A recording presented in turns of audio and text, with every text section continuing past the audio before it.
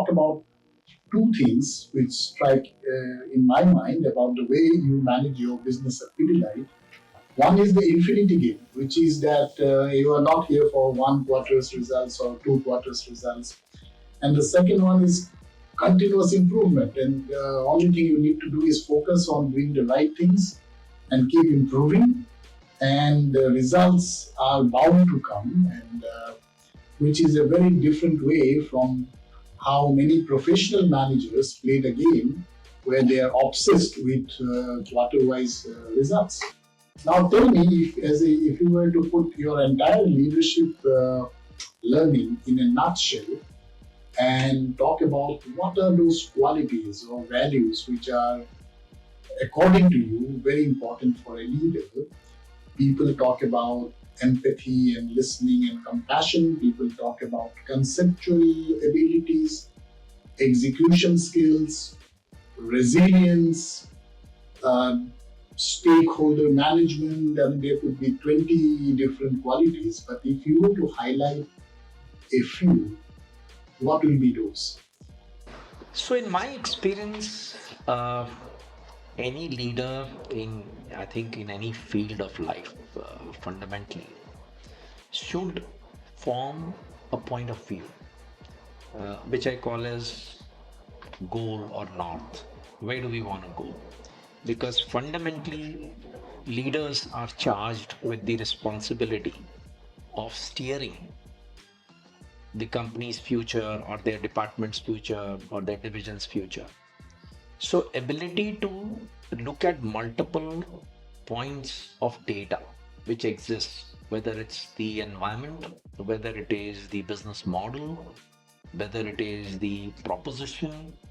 So, these are all multiple data points. You need to be able to put them together and say that, look, all of this now from here on should move in this direction.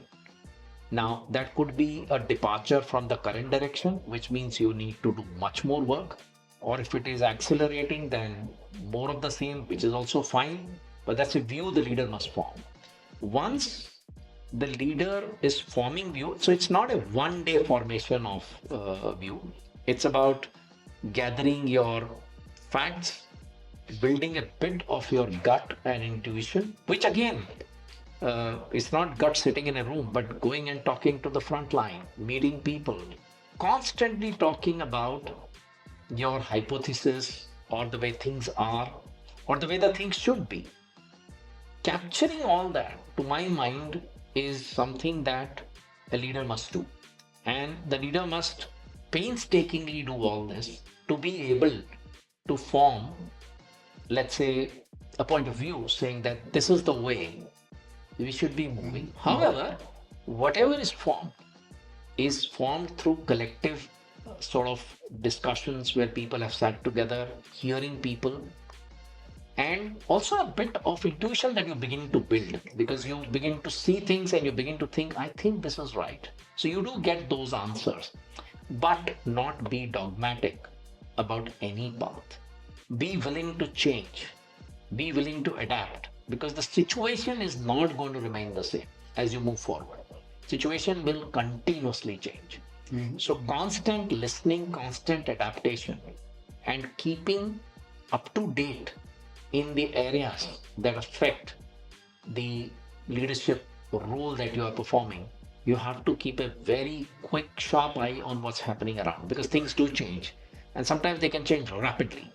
So, getting caught when you have not thought through the change is something that can happen to people, but it won't happen to people if they are on the ball all the time. And Now, then there is the matter of execution, isn't it? yeah. Being at it all Yes. the time. Yes. So once you have formed a view, then obviously you need to be very, very clear that people must be aligned. And once people, now how the process of alignment is constant discussions, building your hypothesis, discussing so that people begin to genuinely believe, rightfully so, that you are on the right track and they are happy to follow you, even though you have an authority to tell them this is the way we are going to go. But I don't think the authority should be used. What you should use is a bit of a common collective shared purpose. We are in it together. That kind of a mindset we must build. And then, obviously, rigorous execution and constant monitoring, which is very critical, which is the review, the execution, what's happening on the ground, and again altering as things move. Because if you're a listening leader, you will see things that are not working as per the original plan. So you need to alter the plans. Now, this whole process is a very high engagement process. In this process, one should not become a micromanager also. One should constantly know when to back off and empower people to do their thing, but being there for them when they come with their insights, because you cannot be everywhere. You know that you cannot be everywhere, but you need to be able to work with the insights that people bring based on their understanding of the situation at involved. So you build your own insights, you hear other insights, then co-create a collective shared purpose. And to my mind, if you build conviction and you have a team which begins to build the conviction, then there is nothing really that can come in the way, because execution is very, very important, but execution happens when people are aligned.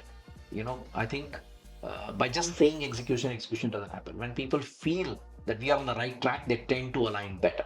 Of course, there is a constant mid-course correction that we all need. So once they see leaders who are engaged, who are guiding them, who are listening to them, are willing to change, adapting, and intellectual humility, that I don't know everything. But one thing I know, that being a leader, I am charged with the responsibility of taking decisions, because at the end of the day, somebody has to take the decisions while you can have a collective view. So the decision making, that's the time the leader has to put his neck online, because anything that goes wrong, then it's clearly on the leader. But if anything and everything that goes right, it's all about everybody celebrating it. That's how it should be.